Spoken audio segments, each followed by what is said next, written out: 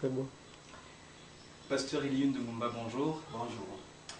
Alors, il y a 2 ans que la guerre a été, le conflit syrien a été lancé, avec notamment les rebelles qui s'opposent au régime de Bachar al-Assad.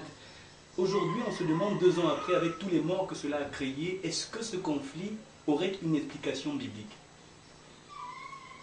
Ok, à mon avis, la guerre qui sévit en Syrie n'est que la conséquence, que dirais-je, c'est une saison qu'on appelle le printemps arabe qui est en train de souffler un peu dans tous ces pays-là. Ah, c'est-à-dire que ce qui s'est passé en Libye, c'est qui continue? Effectivement, en Libye, en Tunisie, en Égypte, oui, c'est la même chose qui est en train de se produire aujourd'hui en Syrie. Oui. Ce n'est pas des étrangers qui sont venus, mais ce sont des Syriens qui s'entretuent eux-mêmes. Oui. Depuis déjà 2 ans, la Syrie connaît cette guerre, oui, qui est en train de s'étendre également à l'échelle mondiale. Absolument. Puisqu'il y a déjà le Hezbollah, oui, qui combat, oui, en Égypte, et puis qui combat en Syrie. Oui. Donc c'est un petit feu qui s'est allumé, appelé printemps arabe. Oui, et les blocs des Alliés, la Russie, les États-Unis. Et qui est en train de prendre, dont les flammes sont déjà en train de s'élever un peu plus haut. Oui, vous voyez. Donc c'est cela. Est-ce qu'il y aurait donc une explication biblique? La Bible a-t-elle dit quelque chose de semblable ou simplement ce sont des événements modernes qui sont en train de se produire? Oui, vous savez qu'il n'y a point du hasard. Tout ce qui arrive est écrit. Parce que lorsque vous étudiez les pyramides de l'Égypte, le grand savant Enoch, lorsqu'il a établi ces pyramides, tout a été écrit à l'intérieur. Oui. Que ce soit la Première Guerre mondiale, la Deuxième Guerre mondiale et même la Troisième Guerre mondiale, qui n'est plus très loin. Elle aura lieu, elle aura certainement lieu. D'accord. Tout ça a été écrit dans les pyramides. Donc le conflit syrien, normalement, on peut trouver une explication biblique. Oui, Matthieu 24 parle des guerres, oui, des bruits de guerre.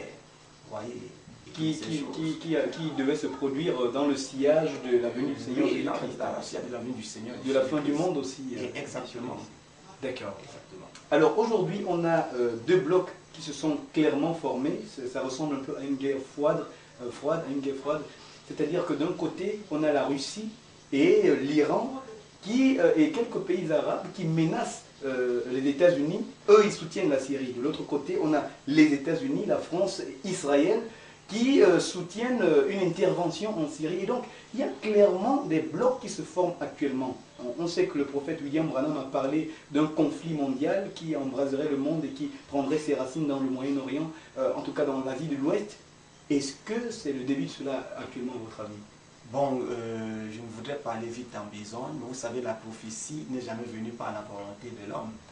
Les saints hommes de Dieu ont parlé étant poussés par le Saint-Esprit. Oui. Lorsque le frère Branham était un prophète de Dieu, oui, et qui a vu toutes ces choses, vous voyez.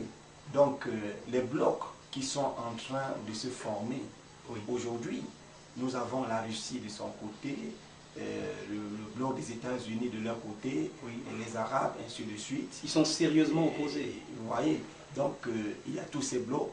Mais nous savons que la volonté de Dieu ne manquera pas de s'accomplir. Oui. Est-ce c'est le début? On se pose la question. Est-ce c'est le début de la Troisième Guerre mondiale? Bon, nous laissons soin à Dieu de pouvoir nous donner la réponse. Mais sinon, les tests bibliques, nous prenons cette affaire très au sérieux. Oui. Parce que la Russie, vous voyez là-bas, elle a une position très radicale. Oui. Elle a une position radicale. Et la Russie, selon les prophéties, est un instrument entre la main de Dieu. Oui. Nous ne savons pas ce qui peut se passer. Contre les États-Unis. Bon, selon les prophéties d'un prophète américain, oui, et que nous reconnaissons confirmé, le prophète William Marion Branham, oui, il nous a dit d'observer la Russie, oui, d'observer la Russie. Donc nous sommes en train d'observer, oui, tel que le prophète l'a prédit, nous observons. Et je crois que l'avenir nous dira beaucoup bien des choses. Mais quand même, l'épouse est encore sur la terre. Donc, les catastrophes ne peuvent pas aller au bout. Le Saint-Esprit quitte la terre. Oui. Et la suite, c'est vraiment la catastrophe. D'accord. Alors, je vais aller à ma dernière question. Vous avez parlé tout à l'heure de la Troisième Guerre mondiale. On ne peut pas dire clairement si c'est ce qui commence. Mais est-ce que dans la prophétie du prophète, clairement, où il annonce ce grand conflit qui commencerait, qui prendrait ses racines en Asie de l'Ouest, est-ce que cela devait déboucher, selon ce qu'a dit Branham, sur une Troisième Guerre mondiale? Parce qu'il y a beaucoup de bombes atomiques et toutes les armes chimiques actuellement. Oui, toutes ces choses sont déjà bien disposées. Oui. Et on attend simplement quelqu'un qui va mettre la main, appuyer le bouton, oui, pour que tout déclenche. Mais comme je le disais tout à l'heure, le Saint-Esprit est encore sur la terre. Le sang est encore sur l'autel. Oui. Vous voyez? Donc Dieu entend encore nos prières. Oui. Mais une fois que l'épouse va quitter la terre, oui, quitte la terre, et alors maintenant, oui, avec l'enlèvement de l'épouse, et c'est la catastrophe. C'est la catastrophe. Donc, le prophète a prédit sur toutes ces choses. Et lorsque nous voyons la Syrie aujourd'hui avec ses armes chimiques, oui, l'Iran également avec ses armes chimiques qui menacent. Vous voyez, et nous comprenons que vraiment la chose est sérieuse. Nous avons le peuple d'Israël, oui, qui est juste à côté, qui a toujours subi des menaces de tous ces pays-là.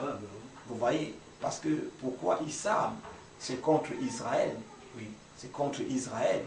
Mais nous savons que c'est le peuple de Dieu et que le Seigneur saura comment les faire sortir de cette situation. Donc nous prions beaucoup pour eux.